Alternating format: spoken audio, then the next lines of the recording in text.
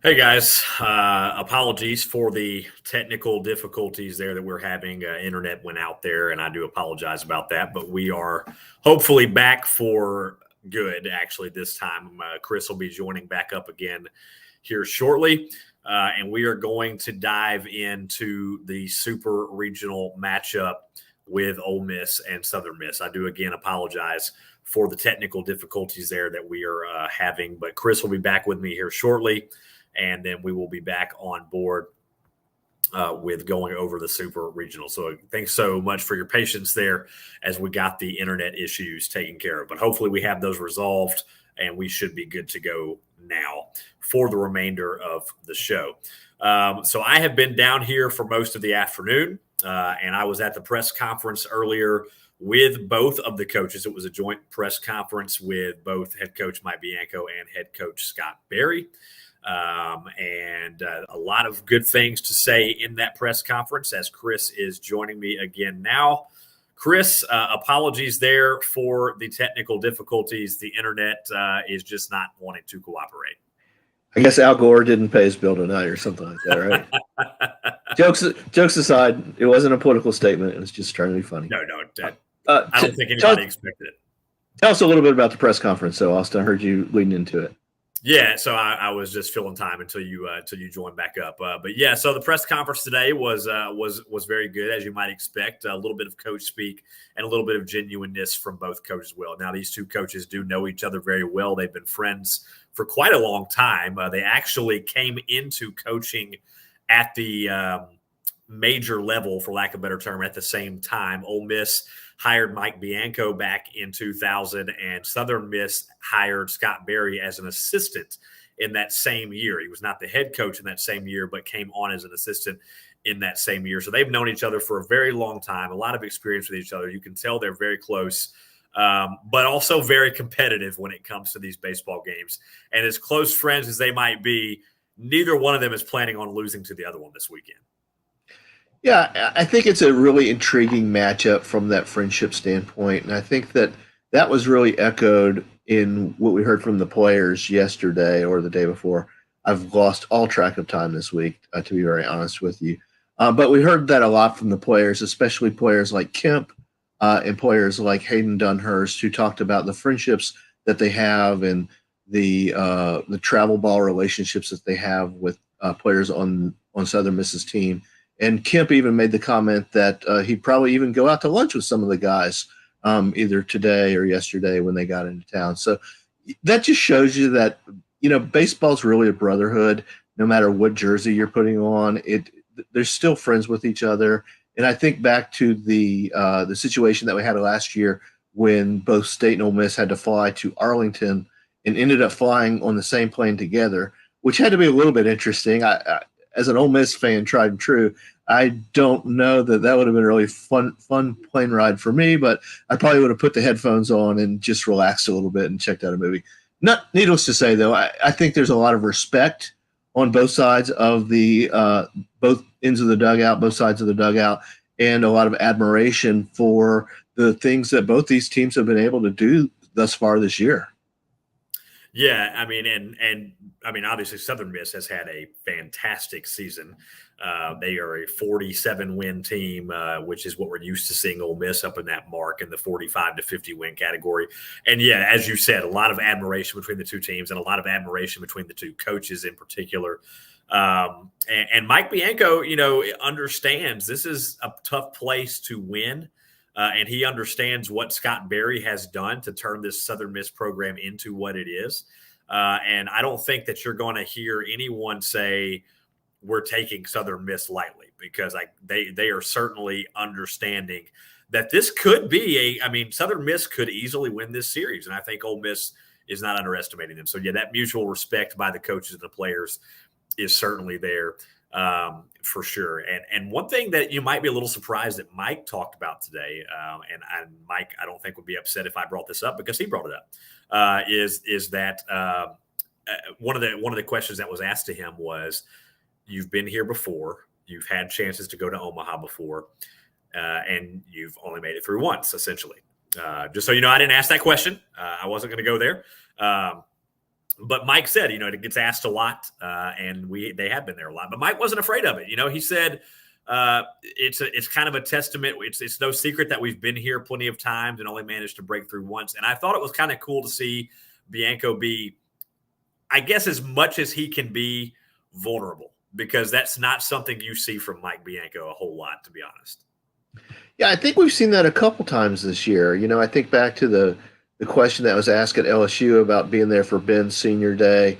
And then today, obviously, he showed a little bit of vulnerability, but I think he's been a lot more in touch with the way fans perceive him.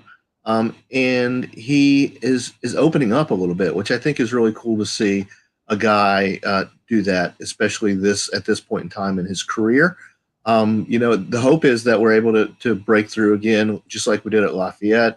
So I think it's, I don't think playing on the road really bothers Mike from a standpoint of trying to win the Super Regional. Obviously, we've had our chances both at home and away in game threes. I can think of at least 4 times that we've played in game threes. I don't know if it's more than that or not, but I think about Texas.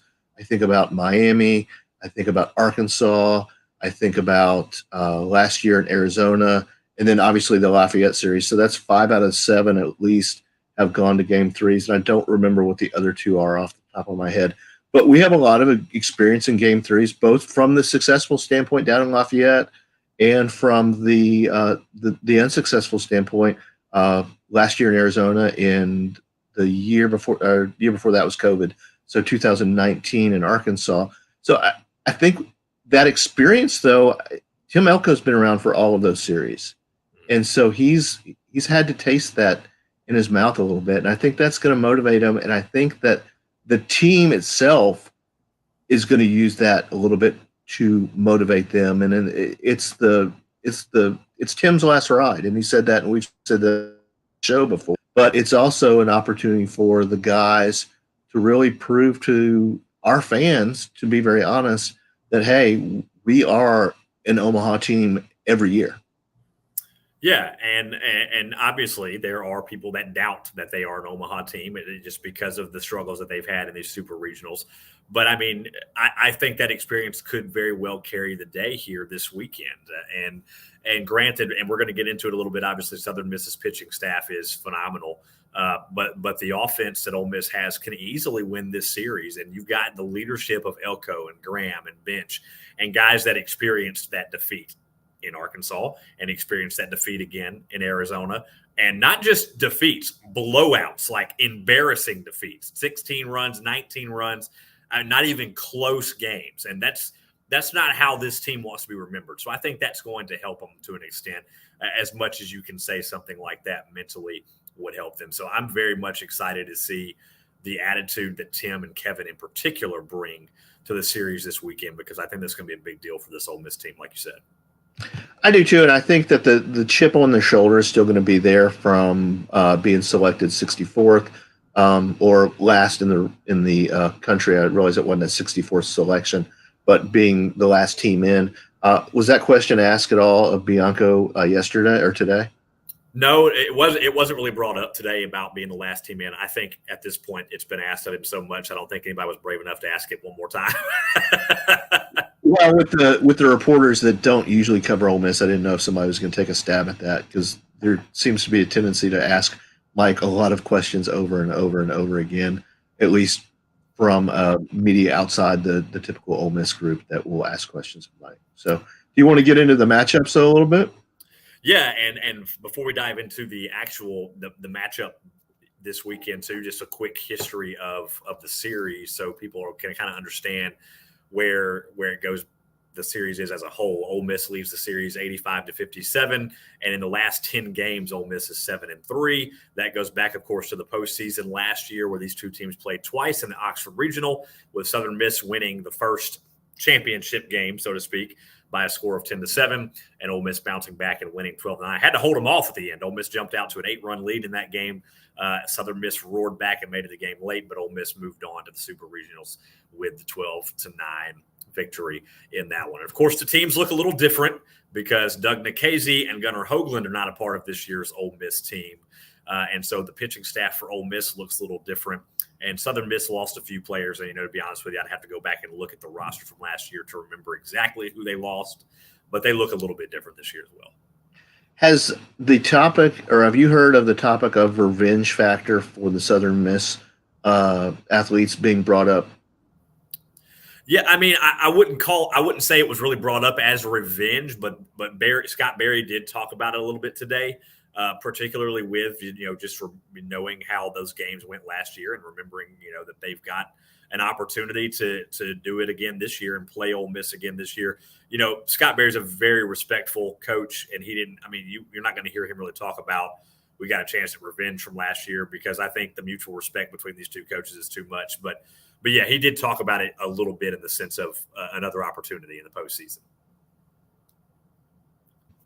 I think it's really interesting having faced the same. So this will be the second team that we faced from last year in the postseason. So really interesting storyline in that component. And I wouldn't doubt that even though Scott didn't talk a lot about it, I can almost guarantee you that the guys in the dugout are talking a lot or talked a little bit about it, at least amongst themselves, via team text or anything else like that. They might not let Scott know that they're talking about it, but back in the locker room when he's not around, there's probably a little bit of motivation to enact some revenge for last year. Well, it's the same exact thing we said about Ole Miss and Arizona. We asked the players several times about the possibility of revenge or another chance at Arizona, and they're never going to sit there in front of the media and say, "Yep, we're definitely thinking about revenge on Arizona." But for a fact they were thinking about revenge on Arizona, and boy, did they take it out on them in that last game of the regional Miami. So yeah, there's no chance Southern Miss isn't thinking about another opportunity.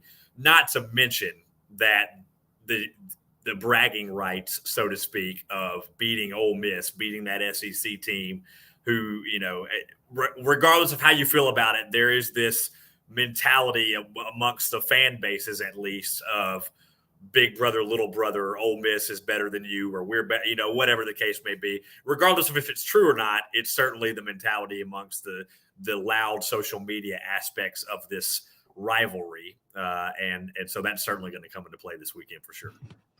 Yeah, it'll be really interesting to see how the Southern Miss fans. I've never been to Pete Taylor Park, so I don't know how the Southern Miss fans are going to react to our players and whether or not they're good baseball fans and they're going to just cheer for their team, or whether it's going to be a more hostile environment. And I use that in quotation marks because we've talked about Baum Walker and LSU and State being really hostile environments, and Swayze. Obviously, we don't get the hostility directed at our players at Swayze, but we do get it at Baum Walker for sure, and at Alex Box and in Starkville.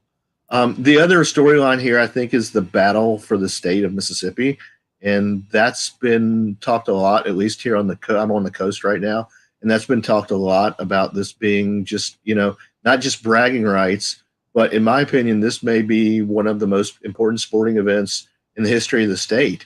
On its home turf, the stakes are the largest that they can possibly be. We've never seen an Egg Bowl where Atlanta was on the line. So this is beyond that. This is really as good as it's going to get in the state of Mississippi for stakes of what comes after this for the winner. Yeah, absolutely. I mean, and going back real quick to what you said in that kind of spiel there about the atmosphere, Bianco addressed that a little bit in the press conference with, playing in the SEC. You hope that kind of gives you a kind of an idea of what it's going to be playing in some very hostile environments. You hope to kind of understand what you're going to be experiencing here in Hattiesburg. But yeah, as far as what's on the line for the state of Mississippi, that was another thing that they talked about in the press conference multiple times today. What does it mean for the state of Mississippi? What is it about Mississippi baseball that's so great? And both coaches were just talking about, Bianco, again, a lot of respect for Barry. Ole Miss is a very national brand. Ole Miss baseball is very well known. You don't have to ask, you don't have to worry about them whether or not they've been seen by the national media or by the national college baseball audience because they're on TV all the time. They play in the SEC, whatever the case may be. But for Southern Miss, granted, they've been really good the last couple of years, but people don't have the same kind of knowledge of Southern Miss baseball that they would about Ole Miss baseball. And so Southern Miss baseball is, to an extent, really going to get put on the map this weekend, hosting the first time they've ever hosted a super regional, if I'm not mistaken. And so they are certainly looking forward to the opportunity. So Mississippi baseball and a lot of Mississippi kids on these two teams is really going to put Mississippi on the map this weekend. So the stakes couldn't be higher. You just had the national champion from last year be a Mississippi school. Guaranteed going to have one more Mississippi school in Omaha this year. So I mean, you talk about just a great couple of years for Mississippi college baseball. It doesn't get much better than this. It does not, and I think it's really cool that, and they've addressed it and I'm not going to try to quote anybody, but it is really cool for the state of Mississippi. And Mike talked a little bit about it in his post-game press conference at Miami when he misquoted the number of people that lived in Miami-Dade County, famously calling it a 3 million population area, and was quickly corrected by somebody, I guess, on social media that it is a 6 million person area. But when you look at that, Miami-Dade County has 6 million people, and they've got, the state of Florida has some really good baseball players, obviously.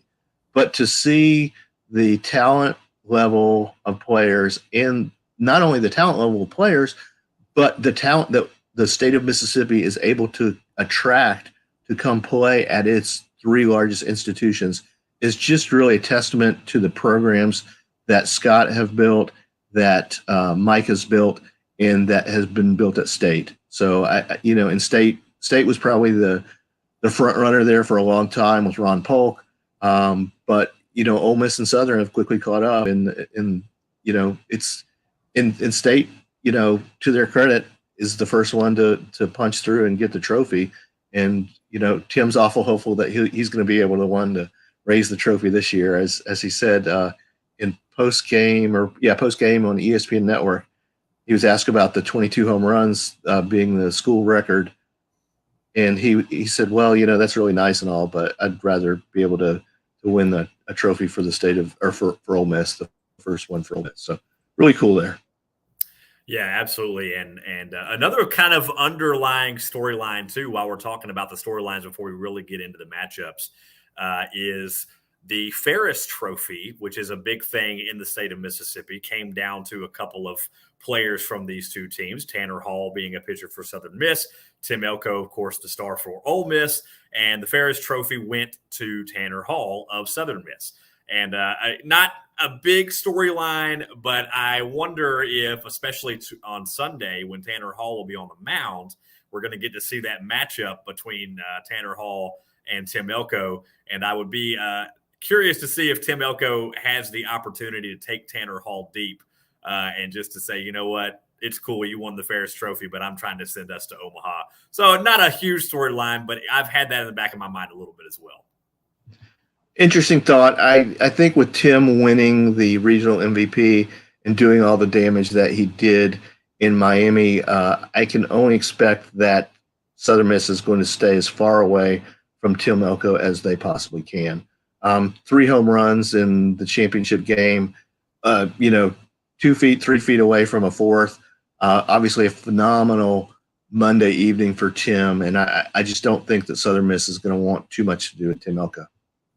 Yeah, I certainly hope that they don't just completely pitch around him all weekend. That would certainly be not the way Tim wants the Super Regional to go. But if they do, then you know what, Kevin and Kemp, you got to make them pay for it. So yeah, we'll see how it goes. But an interesting decision by Southern Miss for tomorrow is they did not go with their ace, which is Tanner Hall. Now, granted, you consider all 3 of their weekend guys aces, so to speak. But Tanner Hall is a normal guy they would go with on their Friday night, or in this case, Saturday night starter. And they decided to hold him for Sunday's game, game 2, which could potentially be an elimination game for Southern Miss, or it could be the game that could get them into Omaha, depending on how tomorrow goes. But they're going to go with Hurston Waldrop tomorrow instead of Tanner Hall. Now, Waldrop's very good. He's 5-2. His ERA is only 2.96. He's got 128 strikeouts to just 28 walks, which is an incredible ratio. Nonetheless, an interesting decision by the Golden Eagles. Absolutely. I think that the reason they held Tanner, if I want to look back in the Southern Miss game set, Southern LSU game 7 was going on at the same time as the Ole Miss Arizona game, and obviously I was a lot more locked in on the Ole Miss game than I really cared about the Southern game. I kind of was on the computer screen, was watching it in the background just to see how it ended up. But I believe they pitched Tanner Hall on Monday. And so to give him an extra day's rest, I think probably was the move there, that they decided, well, we just got to give him a little bit more rest and, have him go through natural bullpens and only move him up one day rather than try to move him up 2 days and see what happened there. So that's kind of what I think happened there. But I think that, like you said, Thurston Waltrip, really talented pitcher as well. It may be a righty-lefty thing where you're going righty-lefty and then probably in righty for Southern Miss. So that may have been a thing that that they wanted to do. I know Ole Miss has done that previously. When you look at last year with Gunner and with Doug, before Gunner got hurt, you were throwing Doug on Friday night and then Doug on Saturday, whereas Doug, absolutely, in my opinion, was considered the ace of the staff. But Mike wanted to go righty, lefty, righty from a look standpoint, and I completely understand that decision. Yeah, but the biggest thing is they are going with all 3 righties on the weekend. So the matchups are going to be the same all weekend long. But I think it's probably just the fact of what you said, that Tanner Hall pitched most recently for the team in that elimination game against LSU. Regardless of that, you cannot overlook what Hurston Waldrop has done. And quite frankly, if you're Ole Miss, you don't want to be going into Sunday having lost to Waldrop and then having to face Tanner Hall. That certainly puts your backs very much against the wall against one of the best pitchers in college baseball. I really don't want to hear the argument about, well, the competition Southern Miss faces isn't that great. That's true, but Tanner Hall is lights out regardless. And you see what they've done against the likes of LSU in their regional. These guys just flat out know how to win baseball games. And you don't win 47 games in a season because your pitching staff is just slouchy and can only pitch well against weak opponents. That's correct. And you talked about Waldrop's strikeout to walk ratio. If you want to talk strikeout to walk ratio, let's take a look at Tanner Hall for a second. I believe the number is 140 strikeouts to 13 walks. So when you look at that, that's almost 11-1, which is pretty phenomenal. So these guys are going to throw the ball right around the zone. So I expect that our hitters are going to take an attack approach and not wait for, this pitch and that pitch. I would imagine they're going to be looking at the first pitch like it's the best pitch, and sometimes it is. And our guys, while it can frustrate me a little bit at times when they swing at first pitches and it doesn't look really great, I think that that's an approach that is taught from Mike Clement. That's really an important, if the first pitch is the best pitch that you have, then go after it and hit the darn ball. Yeah, and I think Ole Miss really improved that approach at the plate, particularly in Miami. You could really see they were looking for the pitches that they hit well. They were looking for fastball and then adjusting properly, which is something they were kind of struggling with there for a larger part of the season. And they were really making that happen well. And that's what you have to do with a staff like this when they have a powerful fastball. They've got really good breaking stuff. You've got to look for the fastball and adjust properly. And if you can get that fastball right down the middle, don't let it go, because you're probably not going to see it again. And real quick, Chris, I'm going to let you take up that comment. My food that I ordered like an hour ago just got outside my hotel door. I'm just going to grab it and I'll be right back. So take it away, Chris. Thanks, Austin. I think when we take a look at the Southern Miss starting lineup, I think the people that I want to look at from a production standpoint are the regional MVP, Christopher Sargent. Sargent, power hitter as well as a doubles hitter, hit 273, 21 home runs. So that's a guy that we really want to keep our eye on. He also had 9 doubles. And the other guy that they actually have 2 more guys with 16 home runs, and Carson Petro hitting 278. In addition to the 16 home runs that he has, he He has 15 doubles, so really, really strong in the doubles department for Carson. And then the other guy with 16 home runs is Will McGillis. Will has 16 home runs and 12 doubles. So they've really got a 1-2-3 punch, a lot like we do with Elko and Graham. Well, excuse me, we'll start with Gonzalez. Gonzalez, Graham, Gonzalez, Elko, Graham, and then Alderman. Tough for me to keep the lineup totally straight. Austin, I was just filling everybody in on the starting, or not the starting lineup, but the three main threats for Southern Mississippi of being Sargent, Petro, and McGillis. Yeah, and I could still overhear you, and what that you were going over the numbers really well, and I mean, my goodness, I mean, Christopher Sargent, 21 home runs on the year. It's hard to do, and Pete Taylor Park is not a shallow ballpark. It's pretty deep out to center field. You don't see many guys hit it out to center. I was actually talking with one of the members of the Southern Miss media at the press conference today, and they were talking about that, how you just don't see a lot of guys hit it out to deep center field. There's only a couple guys that can really do it, one of whom would be Kemp Alderman. If you're going to see somebody hit one out, he might could do it. But Southern Miss, it's mostly down the lines. You're going to see home runs hit here.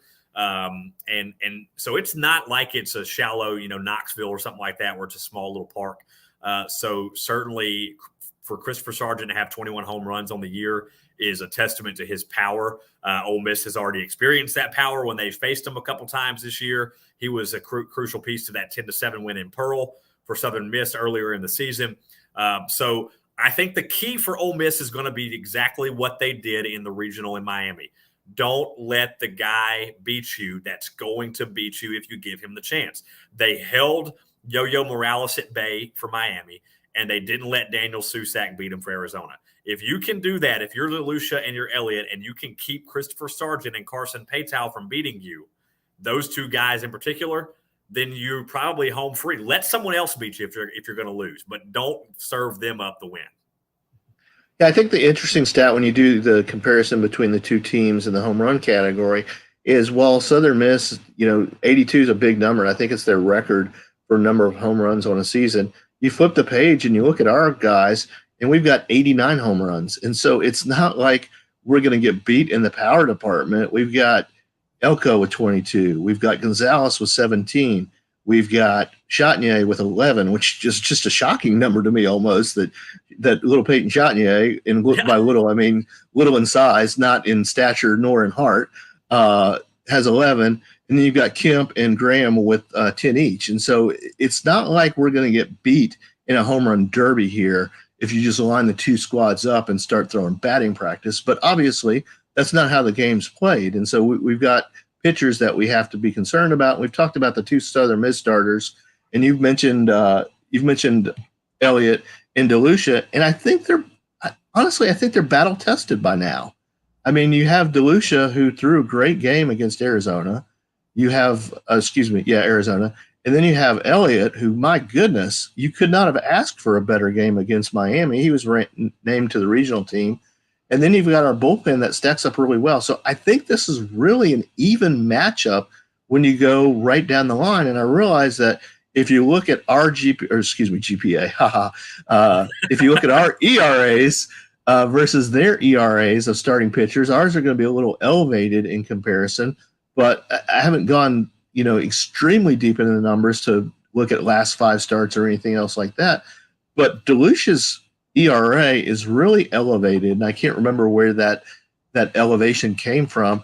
But right now, I'd put him up against anybody thrown in the country on a Friday night. And Elliott, my goodness, freshman All-American, going to the national team. The guy he's a Doug 2.0 or Doug Jr., whichever way you want to look at it. Same number, same hairstyle, same side of the plate, throwing from the southpaw. So I don't see a let up from pitching to pitching while the ERAs are a little bit different. Yeah, and again, DeLucia's ERA doesn't tell the whole story like you were talking about. Obviously, after the Tennessee game, he rebounded pretty well. Then the Texas A&M Thursday night game was kind of a fluky one as well. He didn't make it very far in that one. Texas A&M made him throw a lot of pitches, fouled off a lot of pitches. And then that was just a rough outing for him. He only made it through about an inning and a third or so, or an inning and 2/3 of that one. And had to be pulled from the game through close to 60 pitches in that time span. And then the 2 solo home runs he gave up against Arizona, just with the humidity and the slick ball, and you serve him up a couple of balls down the middle. You don't hit your spot, knocked him out of the park, but the Rebel offense bounced right back in those. So his ERA is not going to tell the whole story. He ended up with 12 strikeouts in that game anyway, so he bounced back very nicely in that one. So, yeah, I fully agree with you. I know I mentioned the fact that the competition isn't the same, but that doesn't matter. To an extent, it does. I want to be careful. I guess I need to clarify that statement a little bit. I think to an extent, it does matter in the sense of who you look at DeLucia, the teams he's faced over the last few starts for him compared to what Southern Miss has faced outside of their regional. Certainly, offensively, Conference USA is not going to produce the same numbers as the SEC is. So I do think that for DeLucia, he has got a better body of work, but that still doesn't make, these Southern Miss pitchers slouches. So I guess that's a more clear way of what I was trying to say earlier. Yeah, overall, when I look at this series, in all honesty, it's a dead even series, in my opinion. And I'm not trying to look at this from an Ole Miss homer perspective. I'm trying to be pretty objective here. But you look at, let's go coaching. It's, I'm putting check marks in both columns. Scott Berry, veteran coach, has been through the battles before. So has Mike. Obviously, Mike's gotten through to Omaha. Has Scott gotten through to Omaha? I can't remember their trip. I know they've been once, and I do not remember if he was the coach when they went. Bianco said they've been to Omaha, but they didn't specify who was coaching when they did. So right. So, but I mean, I think it's still pretty even when you look at the coaching matchup, the coaching battle, so to speak. But we all know that coaches don't win games, players do. So you look at the lineups, and I think again, pretty even. They've got a lot of power hitters. We have a lot of power hitters. It seemed like last week the balls were traveling pretty well at Pete Taylor Park. Our hitters are used to playing in Mississippi. It's not like the heat and the humidity is really going to bother them. That was the question at Miami is, will the heat and humidity bother y'all at all? And it's like, come on now. I mean, heat and humidity. I mean, Miami's on the beach, for goodness sake. At least there's a breeze in Miami. There's literally no breeze at Swayze come June. Usually there was last year. There was a little, it was kind of, the weather was actually decent. As far as the temperature went, obviously the rain affected the regional a little bit, especially on Monday. And then you look at the pitching. And again, I don't know where to go with this. Maybe slight edge to Southern Miss, but like you talked about, the competition level is, I'm not going to say it's questionable, but it's just different. And so where do we go with this series other than to say, this might get down to 3 games. We might be playing on Monday. And it's, come Monday, it's going to be a battle of the bullpens, in my opinion. And then, Mike's not announced a starter for Monday, which is, I'm not going to say it's interesting, but it's typical because we didn't announce a starter for Game 3 in Arizona, and then we ended up starting Taylor Broadway. Am I suggesting that that's going to happen this year? I am not. I'm just putting it out there that stranger things have happened in watching Ole Miss baseball than to see the closer start a game. Yeah, and Corky Palmer, by the way, I just looked it up while you were talking. Corky Palmer was the coach in 2009 when they went to Omaha. That was his last year, ironically. They did go 0-2 in Omaha and lost to Texas and North Carolina in that year. So, but Corky Palmer was his last year in 2009. That's when Barry officially took over the next season as head coach of Southern Miss. But yeah, I like the fact that Bianco hasn't announced the starter for Monday. And that's not a shot at Derek Diamond at all. So I hope nobody took it that way. It's literally just me liking the gamesmanship of him not announcing a starter yet. I think that leaves the door open for him to make what he feels is the best decision, whether that be Diamond or whether that be somebody like Mallets or somebody else who hasn't necessarily started a game but's been electric out of the bullpen, somebody like that. I don't know if he's going to start Brandon Johnson, but like you said, nothing's off the table, and anything could happen. But there's certainly going to be no stone left unturned on tomorrow or Sunday. Neither one of these coaches is going to leave anything out there on an elimination, or not even an elimination game, but you want to get that 1-0 lead in the Super Regional, and you don't want to leave anything in the table, whether you're ahead 1-0 or whether you're behind 0-1. So like you said, I don't see any way that this game, if we're playing on Monday, that it's not at least some form of bullpen game. And so I would not be shocked. Now, I do know who Southern Miss is starting on Monday. Obviously, they've announced it, and it's one of their starting pitchers. So it's not going to be a straight-up bullpen game for them. They do have a starter announced. But for Ole Miss, it's going to probably look a little bit different, and I'll be curious to see how it goes. Obviously, I hope it doesn't get there. I hope Ole Miss goes 2-0, and we're just on to Omaha. But, you can't count Southern Miss out. And am I actually going to sit here and guarantee it's a 2-0 series either way? No, I'm not, because I wouldn't be shocked at all if we're playing 3 games here in Hattiesburg. Yeah, I just don't. I've not got a good read on this series yet, and I think tomorrow will be telling. And I'm not saying that if we drop game 1 that it's impossible to come back from. If everybody remembers back to 2014, we dropped game 1 in Lafayette and came back and won the last 2. So dropping game 1 is not a death sentence by any stretch of the imagination. It just means you got to win 2, and Southern Miss came out of the losers bracket last weekend. They had to win 3 in a row or 4 in a row. I can't remember when they got put in the losers bracket, but they had to win at least 3 in a row to just get to the place they are now. So it can be done. And like I said, I'm not making any predictions about tomorrow. Well, I'm ready to make a prediction about tomorrow. Yeah. I don't know if we're there yet or not, Austin. But I'm just saying that even if you drop game 1 for either team, it's not a death sentence. I do think it's going to be harder for Southern to come back from a 1-0 deficit than it would be for us. And the only reason I say that is because I do think that Elliott matches up pretty well with Tanner Hall. And any Southern Miss fan that's watching that probably just had a couple curse words come out of their mouth, and I can totally understand that and respect that. I just think that Hunter Elliott is a special player who is he just happens to be a freshman and happens to not have started as many games as the rest of our pitchers have, or Tanner Hall has, or anything else like that. I think he's a special kid.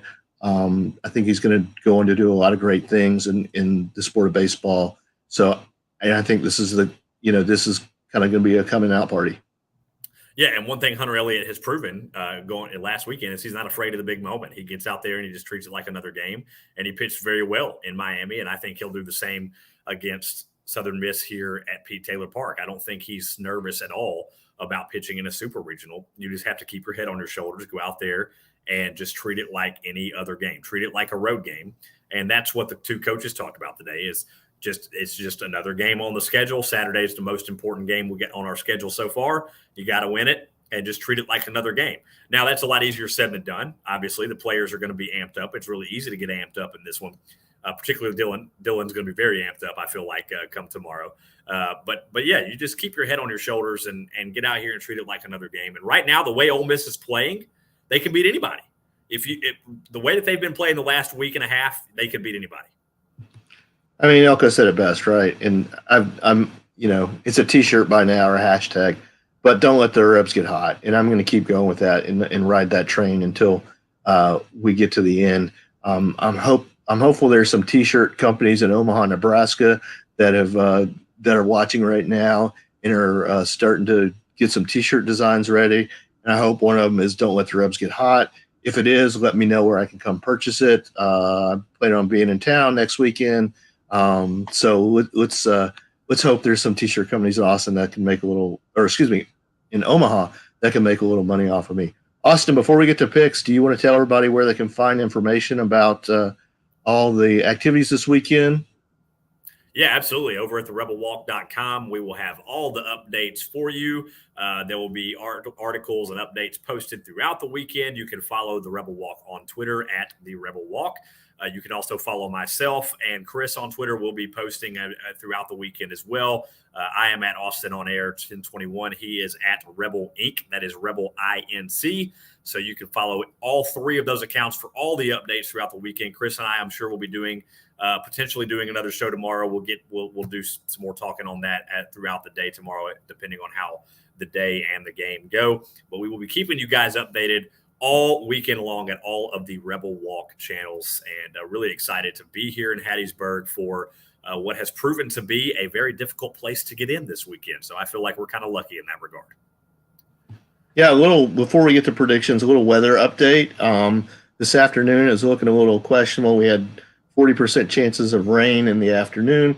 Looks like it's cleared up a little bit. Looks like, if I'm reading this app correct, partly cloudy at 3 o'clock, 91 degrees, 91 all through 6 o'clock, and then dropping a little bit after that. So bring your sunscreen tomorrow. For sure, bring your fans for Sunday and Monday if necessary. It's going to be a little bit warmer in Hattiesburg on Sunday than it is on Monday or on Saturday. So get your fans ready to go for those two games. Yeah, I came through the worst of the weather on the way down here. I feel like it's probably not going to get that bad. It was quite a heavy thunderstorm throughout my driving into Hattiesburg. And then when I first got here, it was pouring rain throughout the press conference. But that is mostly cleared out. So thankfully, I don't think, knock on wood, that we will have to worry about any kind of significant weather delays like we did last weekend, barring any changes. But with that, Chris, the big and important thing of the end of the show is prediction time for what do you want to do tomorrow, the whole series? What are we thinking? I'll go both. So I'll go first since you posed the question to me.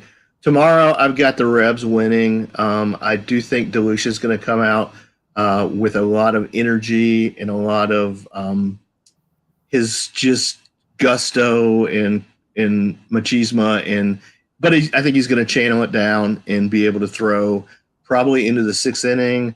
I think Mike sends out Mallets after that and then hands the ball off to Johnson in the 9th to get us all the way home. I'm thinking a pretty close game, Austin. I don't think that it's going to, it's super regional time, so I don't think things are going to get away from either team. So I'm going 6-4 as a final score tomorrow. And I'm going to be optimistic here. I'm going Rebs in 2. I think after we beat, I'm not going to give a score for Sunday yet. I'll wait and see how Saturday goes. But I think that after we win tomorrow, I think Hunter Elliott, it's going to be, like I said, his coming out party nationally. Obviously, he's going to be on a national TV stage. And I think he's just going to, show the world what the Tupelo freshman's made out of. So I've got a win tomorrow, 6-4, and Rebs in 2. Well, call us homers if you want, people. That's what we are as an Ole Miss show. I know that every Southern Miss fan, if there are any watching, is bookmarking this video, I'm sure. So these guys, they said Rebs in 2. But look, I'm going to go with an Ole Miss victory tomorrow as well. Dylan DeLucia, I think, gets it done. And I think that Ole Miss knows that they would be better off winning tomorrow than coming back from an 0-1 hole, and they've been playing very well. I do not see it being a 22-6 explosion like it was last weekend against Arizona. I think Ole Miss wins a much closer game, like you said. I think the pitching is a little better between both of these teams, so I'm going to say Ole Miss wins this one 5-4, a very close one, one-run squeaker with everybody's on the edge of their seat at the end. So Ole Miss will sneak it out. And as for the series, you know what? Call me a homer. I was going to say Rebs in 3 just because I know how good Tanner Hall is, but I've been saying #Rebs in 2 on social media all this time. I'm not going to back down now. So I'm going to go Rebs in 2 as well. I'm not going to give a score for Sunday just yet either. I'll do that tomorrow. Of course, if Ole Miss loses tomorrow, then my Rebs in 2 prediction has just gone out the window. But either way, we'll see how tomorrow goes before we make a score prediction for Sunday. But I just like the way the Rebels are playing right now. In all honesty, they're just playing really well, and I think they can hang with anybody. And the fact that it's not going to be Tanner Hall tomorrow, I think may give them a little boost, not to take anything away from Waldrop. And I think they'll just squeak it out in the end. Yeah, I'm excited to get up to Hattiesburg this weekend. Teams leaving the hotel, I think, at 12:55. So if anybody's in town for that, I'll give you location in just a second. Austin, if you know it off the top of your head, you can chime I do in. not off the top of my head. I think it's the Hilton, if I'm not mistaken, is where they're staying, the whatever the team hotel is, but I cannot remember what exactly the location is. I've got Holiday Inn in North Hattiesburg Holiday Inn. It was as an H. the as the team hotel. So 12:55 if you're interested in seeing the team off to the yard. I'm unsure what the policies are for entry before the game, if it's an hour beforehand, hour and a half, or 2 hours. So check out the Southern Miss website for that information. If you're fortunate enough to have tickets, if you do have extra tickets, I do encourage you to help an Ole Miss. Not me. This is not a expression for myself, but help your fellow Ole Miss fans out. And please don't price gouge them. It is a bucket list thing for a lot of people. So, I'm fine with you, taking a little bit off the top and making a little bit of cash for yourself. But this $1,200 thing, I just don't. Yeah. It's not, to me. It's not cool and it's not fun. And there are a lot of people that would want to be able to witness this event live. And if you're trying to pay a mortgage off of that, that's on you. But I encourage you to try to be nice to your fellow Rebels. So if you do have an extra ticket, feel free to reach out to your friends in Jackson that might be able to get down there pretty quick, or your friends on the Mississippi Gulf Coast that might be able to get there really quick, or post on any of the Facebook groups that have tickets available. And I'm sure somebody would be happy to take tickets off you, either just a single game or the whole series. So please be kind to your fellow Rebels. Yeah, I agree with you. The whole buying a ticket up and then immediately trying to resell it for more than quadruple what you paid for it is just ludicrous to me as well. I don't like it when people do that, but that's up to them. That's between them and whoever it's between. So if somebody wants to spend it, they can spend it. But don't just the tickets cost $60 face value. We all know this. There was a big public announcement of what the tickets cost when they were released. So we know what they originally cost. So we know how much, I just don't think it's right to try to get that much either. So I'm with you. Help out your Rebel fans, help out your Rebel family, and let a few other people, if you do have extra tickets. I know they're hard to come by. There might not be a lot of extra tickets laying around. But if you happen to have any, then I fully agree with you, Chris, to help out your fellow Rebels. Quick rundown right quick of what has already happened today, just so everybody knows. East Carolina took game one of their Super Regional against Texas 13-7. Oklahoma squeaked out a 5-4 win over Virginia Tech. They remain red hot. They have a 1-0 lead in that series. Notre Dame, how about this? They took game one over Tennessee. And by the way, that was an ugly ending to that game. Drew Gilbert and one of the Tennessee coaching staff were ejected from the game. They will also not be available tomorrow. You can't turn around and drop F-bombs to an umpire. It's going to get you ejected every time. Notre Dame 8, Tennessee 6. The Volunteers made it a game in the end, but Notre Dame has taken a 1-0 lead in surprising fashion there.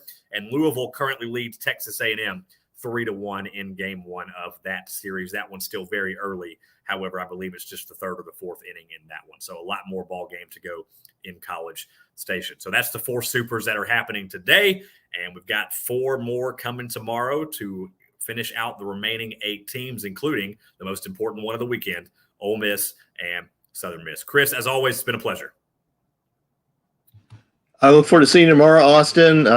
If you're an Ole Miss fan and you're fortunate enough to have tickets, come early, be loud, and go Rebs. Go Rebs. And again, thank you so much for your patience with the technical difficulties. It has been a day. The internet is not working well. It cut out on us in the middle of the broadcast there, and I sincerely apologize for that. But thank you so much for sticking with us as we got the broadcast back up and running after a few moments.